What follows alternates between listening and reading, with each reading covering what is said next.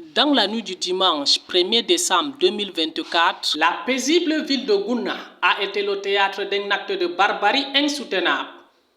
La nommée Fadimatou, une femme d'une trentaine d'années, a été assassinée dans des conditions atroces, égorgée comme une chèvre, laissant derrière elle deux jeunes enfants, un garçon de 3 ans et un nourrisson de 18 mois. Ce crime révoltant a plongé la communauté dans un profond chagrin et une colère sourde. La scène s'est déroulée au domicile de Sa Majesté le Ardo de Zera, Yerima Issa.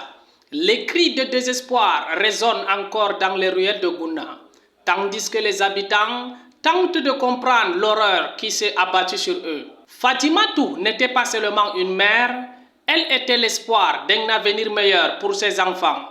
Aujourd'hui, cet espoir a été brutalement anéanti. Le climat d'insécurité qui règne à Gouna n'est pas nouveau. Moins de 48 heures avant ce drame, la ville avait déjà été le théâtre d'une manifestation publique.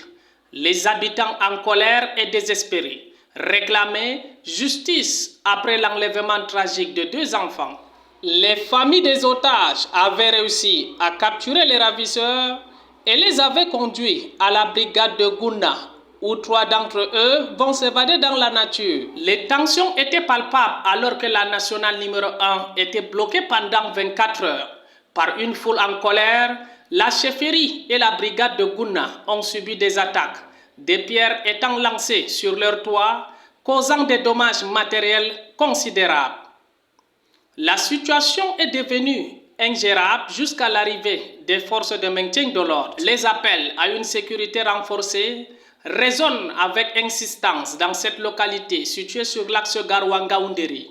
La population crie sa détresse face à un système qui semble défaillant face à l'horreur quotidienne qu'ils subissent. Ce drame soulève des questions cruciales sur la sécurité dans notre société.